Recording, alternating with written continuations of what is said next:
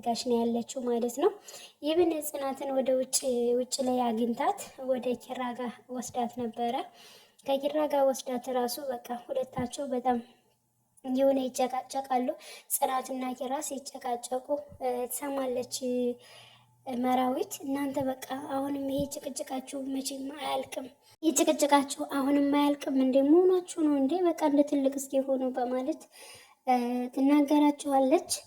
እንግዲህ ያው ሲጨቃጨቁ ቆይቶ ተነስተውም እሷም ወጣች። እንዲሁም ደግሞ ኪራ ሰራተኛ እንደቀጠረ ጽናትም አይታለች ማለት ነው።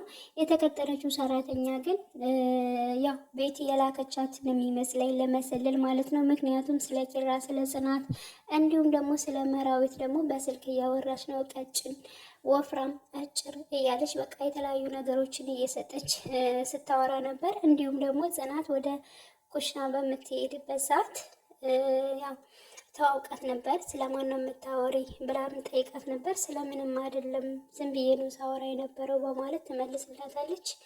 እሺ እኔ ጽናት እባላለሁ ብላ ራሷን አስተዋወቀች። ጽናት ማለት አንቺ ነሽ እንዴ ምናምን በማለት እንግዲህ የታቂኛለሽ ምናምን ብትላት ያው ኪራ ሲያወራኝ ስለሰማሁ ነው በማለት ኪራም ከኋላዋ መጥቶ መቼ ስለ ጽናት አንቺን አውርቼሽ አውቃለሁ ብሎ ይጠይቃታል ሰራተኛዋም አይ በቃ በስልክ ስታወራ ስለሰማሁ ነው ብላ ተናግራለች ማለት ነው። ግን ደግሞ ስለሷ በደንብ የተነገራትና እየሰማች ነው የምትመስለው። ምክንያቱም እንግዲህ ቤቴ እንድትሰልልና የሆነ ነገር እንድታደርግ ነው ወደ ኪራ ቤት ያስገባቻት ሰራተኛዋን ማለት ነው።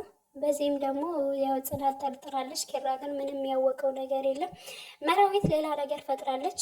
አዲስ ነገር የሆነ በቃ ኪራንና ጽናትን ሊያስታርቅ የሚችል ነገር እየፈጠረች ነው። ምክንያቱም ኪራ ጽናት ምሳ እንደጋበዘችን መራዊትንና ኪራን እንደጋበዘችን እንደጠራቻቸው አድርጋ አብረን እንሄዳለን።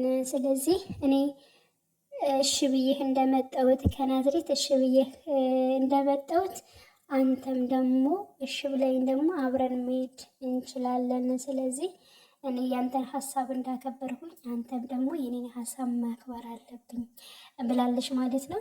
ስለዚህ ያው እንግዲህ መራዊት ምንም የተጋበዝከው ምንም የተቀጠረም ነገር የለም። ግን ደግሞ እሷን ባላወቀችበት ምክንያት ኪራም ባላወቀው ምክንያት ሁለታቸውን ማገናኘት ማስታረቅ እፈልጋለሁ። ስለዚህ ምንም የግብዣ ምሳ የለም፣ ምንም አይነት ነገር የለም። ግን ደግሞ እንዲታረቁ ያደረገችው የፈጠረችው መላ ነው ማለት ነው መራዊት። እና ውድ ቤተሰቦች አመሰግናለሁ ሁላችሁንም።